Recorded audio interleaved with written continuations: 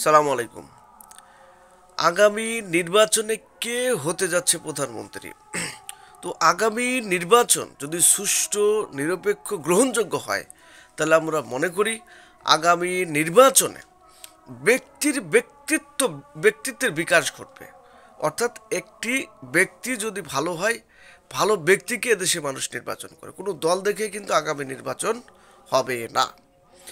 বাংলাদেশে আপনার বিএনপি বলুন, জামাত বলুন, এই বৈষম্য বিরোধী ছাত্র আন্দোলনের নেতারা বলুন, বিপিনুরের দল বলুন, চরমনাই হুজুরের দল বলুন, আরও বিভিন্ন পার্থ বলুন, ফুয়াদ হাসান রয়েছে, মানে সরকার বিরোধী যে রাজনৈতিক দলগুলো রয়েছে, যে ব্যক্তিগুলো রয়েছে, সেখান থেকেই কিন্তু মানুষ নির্বাচিত করবে। এখন আওয়ামী লীগ যদি আপনার তারা যদি নির্বাচনে অংশগ্রহণ করতে পারে, আমরা দেখেছি নিষিদ্ধের একটা বিষয় রয়েছে, এটা এখনো দাবিয়ে রয়েছে, কি হবে জানি না।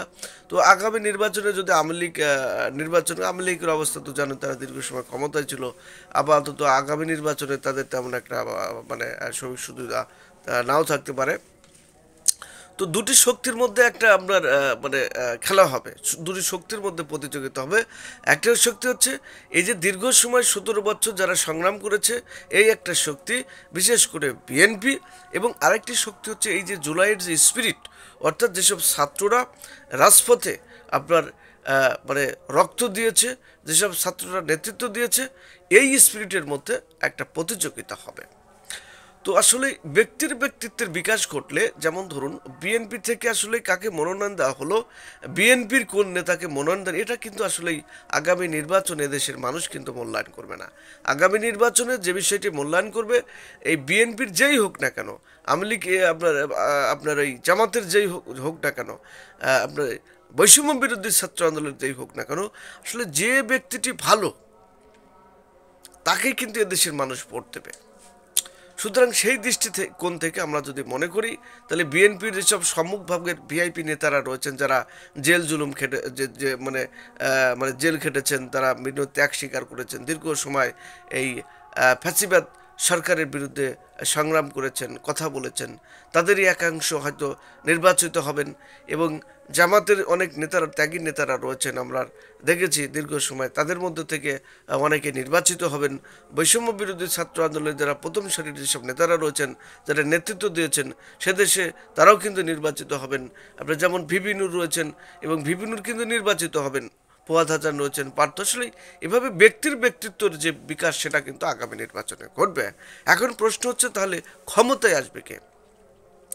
আগামী নির্বাচন যদি সুষ্ঠু, নিরপেক্ষ এবং গ্রহণযোগ্য হয়, তাহলে আমরা মনে করি আগামী নির্বাচনে 100% তারেক রহমান বাংলাদেশের প্রধানমন্ত্রী। এটা লিখে রাখেন। আমি বিএনপির দালালি করছি না, তারেক রহমানের দালালি করছি না। কারণ হচ্ছে যে আপনার দেখেন যে উনি লন্ডনে রয়েছেন, ওনার কিন্তু বিশাল একটা জনপ্রিয়তা রয়েছেন ওনার বাপের পক্ষ থেকে। অর্থাৎ জিয়াউর রহমানের যে আদর্শ, সেই আদর্শ কিন্তু খালেদা জিয়ার মধ্যে স্থানান্তরিত হয়েছে, এবং খালেদা জিয়ার মাধ্যমে কিন্তু সেটা তারেক রহমানের মধ্যে স্থানান্তরিত রয়েছে, সুপ্ত অবস্থায় রয়েছে। আমরা মনে করি তারেক রহমানের তারুণ্যের প্রতীক বাংলাদেশে, তার কিন্তু একটা বিশাল জনপ্রিয়তা রয়েছে। তোরা সেদিক বিবেচনায় তারেক রহমান যদিও জনপ্রিয় থাকে, কিন্তু তার দলের অনেক পাতি নেতা রয়েছেন, এসব মানুষকে কেউ ভোট দেবে না। তো আমরা বলতে চাই আগামী নির্বাচনে একটা ব্যক্তিত্বের বিকাশ ঘটবে। কোন দলকে, সেটা আসলে এদেশের মানুষ বিবেচনা করবে। আসলে মানে ভালো মানুষকে, তাকে এদেশে মানুষ ভোট দেবে। সবাই বিষয়টা বুঝতে পেরেছেন।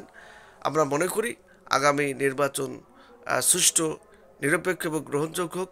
ডক্টর ইউনূস সাহেব, বর্তমান যে সরকার রয়েছে, সেই সরকার যেন কোনো ধরনের পক্ষপাতিত্ব না করে, মানে দেশ এবং জাতির ভবিষ্যতের কথা চিন্তা করে, এবং এই বাংলাদেশকে একটা বাদযোগ্য, একটা সুন্দর দেশ গড়ার জন্য আমরা মনে করি আগামী নির্বাচন সুষ্ঠু, নিরপেক্ষ, গ্রহণযোগ্য হওয়া অত্যন্ত প্রয়োজন।